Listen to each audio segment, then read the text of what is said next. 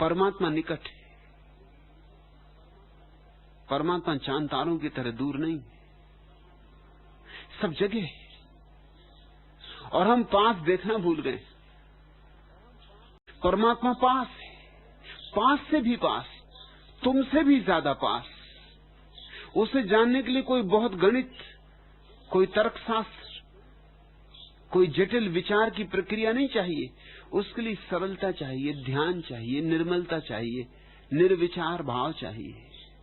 उसके लिए छोटे बच्चे की भांति होना जरूरी है।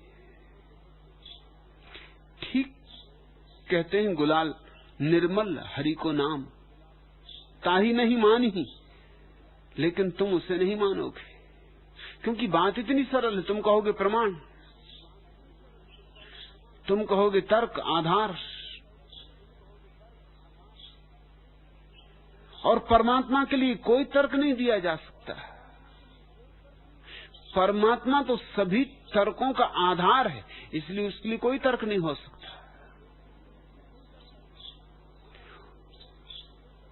परमात्मा तो सारे तर्कों के पार है, इसलिए उसके लिए कोई तर्क नहीं हो सकता। उसके लिए क्या प्रमाण होगा?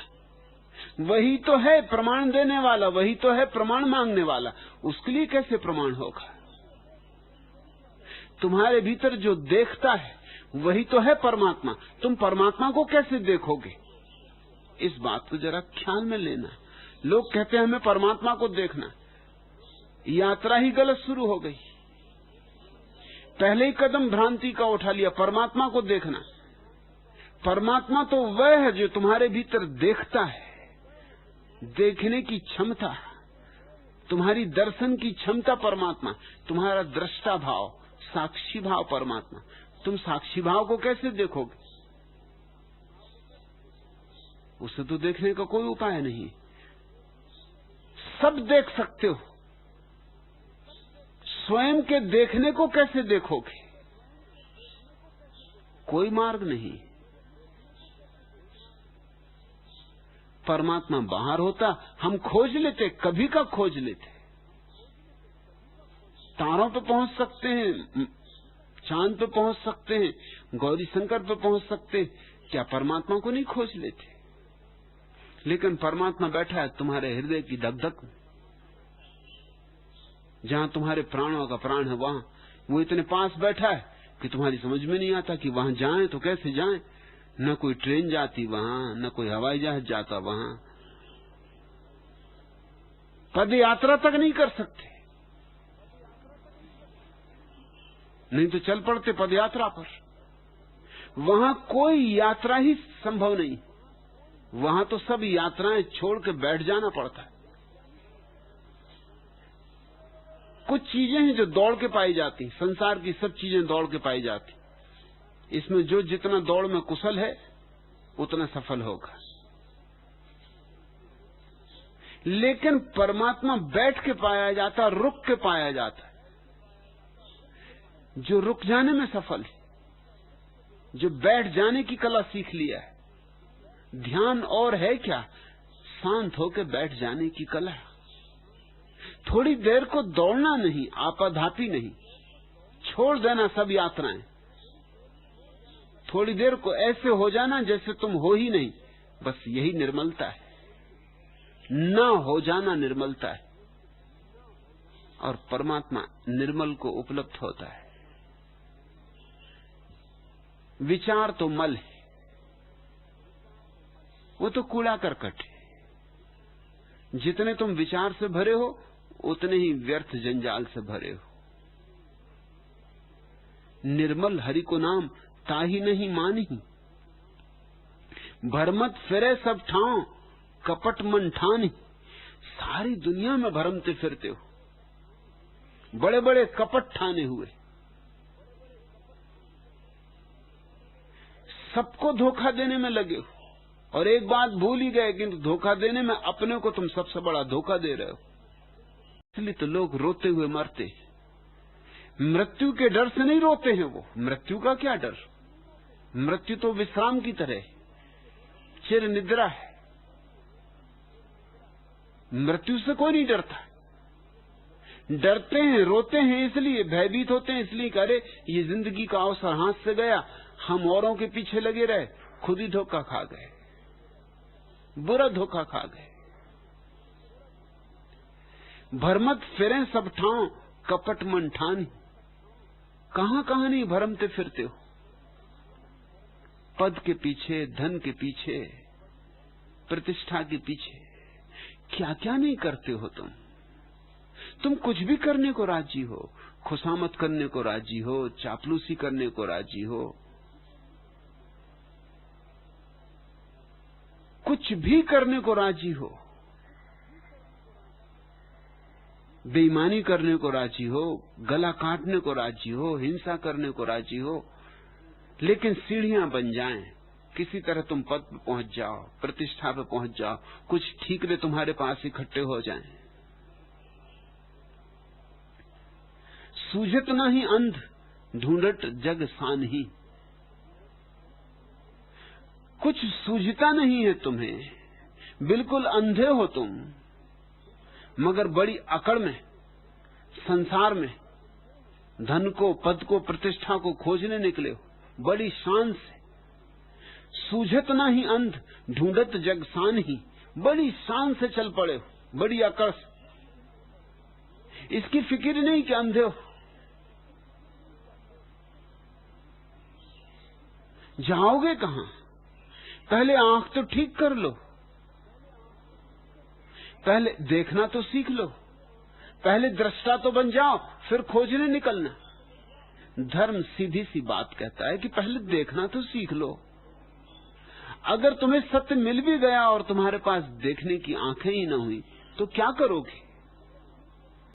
कम से कम आंख तो बना लो, कम से कम आंख तो खोल लो। सूझत ना ही अंध ढूंढत जग सान ही, कह गुलाल नर मूढ़ साच नहीं जान ही। ऐसे मूढ़ नर कभी भी सत्य को नहीं जान सकेंगे, क्योंकि उन्होंने बुनियाद ही गलत रख दी। ये मंदिर कभी बनेगा नहीं। बुनियाद रखनी चाहिए दृष्टि की निर्मलता से, देखने की कला पहले सीखनी चाहिए। इसके पहले कि अंधे हाथी के पास जाते, किसी वैद्य के पास जाना था, किसी बुद्ध के पास जाना था। बुद्ध वैद्य ही है जो तुम्हारी भीतर की आंख को निर्मल कर दे, जो तुम्हारी भीतर की आंख का पर्दा हटा दे। जाना था किसी वैद्य के पास कि तुम्हारी आंखों की जाली काट दे, कि तुम देख सको, लेकिन चले हाथी के पास। ये सारा संसार उन अंधों से भरा है जो हाथियों के पास जा रहे हैं। यहां शायद ही कोई कभी इसकी फिक्र करता है कि पहले मैं अपनी आंख ठीक कर लूं, फिर जाऊंगा। पहले अपनी लरसती आवाज तो संभाल लूं, फिर गीत गाऊंगा। पहले अपने पैर उठाना तो सीख लूं, फिर दौड़ूंगा। पहले भीतर घटना घट जाने दूं, फिर बाहर तो अपने से घट जाती।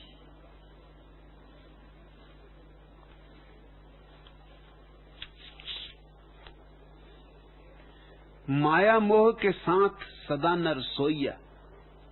मनुष्य सोया हुआ है, नींद में, वही उसका अंधापन।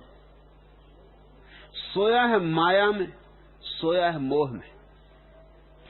माया का अर्थ होता है तुम्हारे द्वारा संसार पर आरोपित कल्पनाएं।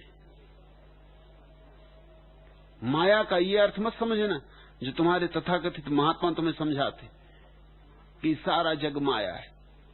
जरा एक चपत लगा के देखो उनको और फौरन डंडा उठा लेंगे, और तब तुम उनसे कहना कि सब माया है। महात्मा जी, कैसी चपत, ये कैसे आप नाराज हुए जा रहे? लेकिन चपत माया नहीं, सारा संसार माया है। और डंडा उठा लिया, डंडा माया नहीं। ये जो बातें कर रहे हैं कि सारा संसार माया है, इनकी जरा तुम परीक्षा तो करो और तुम्हें पता चल जाएगा ये सब बकवास कर रहे हैं।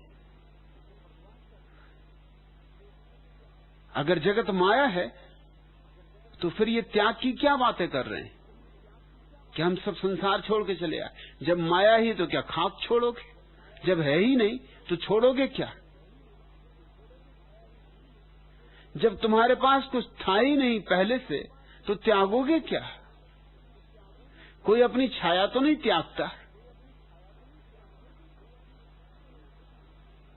माया जगत नहीं है।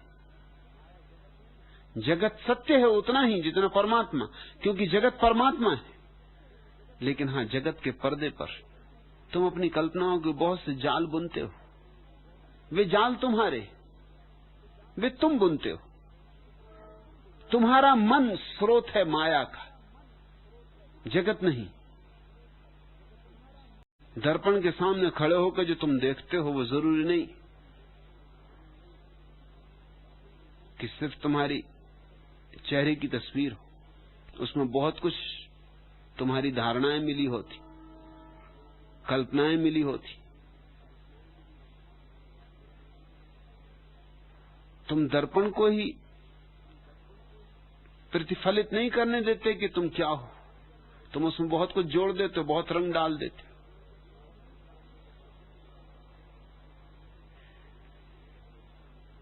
यहां मूल से मूल आदमी संसार में समझता है वो ज्ञानी। जितना मूल उतना ज्यादा अपने वो ज्ञानी समझता है। ज्ञानी तो समझने लगते हैं कि हमें कुछ नहीं आता। सुकरात ने कहा कि मैं एक ही बात जानता हूं कि मैं कुछ नहीं जानता।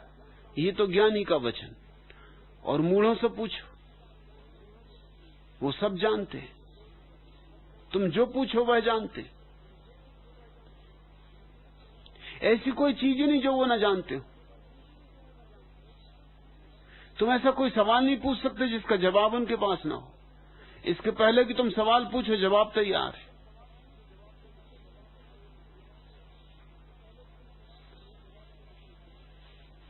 मूढ़ों को भ्रांतियां होती, न उनसे ज्यादा कोई ज्ञानी, न उनसे ज्यादा कोई सुंदर है, न उनसे ज्यादा कोई मेधावी है, न उनसे ज्यादा कोई योग्य है किसी बात में। कहें न कहें वो, मगर इन भ्रांतियों को भीतर लेके चलते और जीवन के पर्दे पर इन्हीं भ्रांतियों को डालते रहते। इसलिए तो दुनिया में चापलूसी चलती है, नहीं तो चापलूसी चल नहीं सकती।